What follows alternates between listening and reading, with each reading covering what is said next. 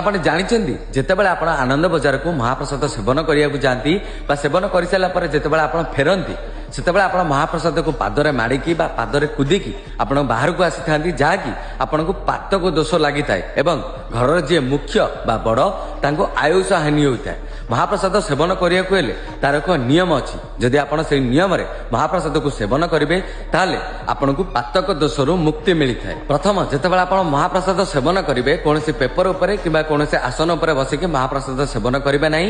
ମହାପ୍ରସାଦକୁ ଆପଣ ତଳେ ବସିକି ସେବନ କରିବେ। ଦ୍ୱିତୀୟରେ, ମହାପ୍ରସାଦ ଯେତେବେଳେ ଆପଣ ସେବନ କରିବେ ପୂର୍ବ ପଟକୁ ମୁଖ କରିକି ଆପଣ ମହାପ୍ରସାଦ ସେବନ କରିବେ। ତୃତୀୟରେ, ଯେତେବେଳେ ଆପଣ ମହାପ୍ରସାଦ ସେବନ କରିବେ ମହାପ୍ରସାଦର ଏକ ଗୁଣ୍ଡା ଧରିକି କହିବେ ନୀଳାଚଳ ନିବାସାୟ ନିତ୍ୟାୟ ପରମାତ୍ମାନେ ବଳଭଦ୍ର ସୁଭଦ୍ରାଭ୍ୟାମ ଜଗନ୍ନାଥାୟ ତେ ନମଃ। ଚତୁର୍ଥରେ, ଯୋଉ ପତ୍ରରେ ଆପଣ ମହାପ୍ରସାଦ ସେବନ କରୁଥିବେ କଦଳୀ ପତ୍ର ହଉ କିମ୍ବା ଖଲି ପତ୍ର ହଉ, ତାକୁ ମହାପ୍ରସାଦ ସେବନ କରିସାରିଲା ପରେ ତାକୁ ମୋଡ଼ିକି ଭାଙ୍ଗିବେନି, ତାକୁ ଯେମିତି ଖାଉଥିବେ ସେମିତି ନେଇକି ଥୋଇଦେବେ ଏବଂ ମହାପ୍ରସାଦ ସେବନ କରିସାରିଲା ପରେ ଆପଣ ସମୁଦ୍ର କୂଳକୁ ଯିବେ, ସମୁଦ୍ର ଦୁଆରେ ଛିଡ଼ା ହେବେ। ଯେତେବେଳେ ସମୁଦ୍ରର ଢେଉ ଆପେ ଆପେ ଆସିକି ଆପଣଙ୍କ ପାଦକୁ ଧୋଇଦେବ, ତାହା ହିଁ ଆପଣଙ୍କୁ ପାତକ ଦୋଷରୁ ମୁକ୍ତି ମିଳିଥାଏ। ଏଇ ହେଉଛି ମୋ ଜଗନ୍ନାଥଙ୍କର ବିଚିତ୍ର ଲୀଳା। ହେ ମହାପ୍ରଭୁ, ତମ ମାୟା ବଡ଼ ବିଚିତ୍ର। ଜୟ ଜଗନ୍ନାଥ।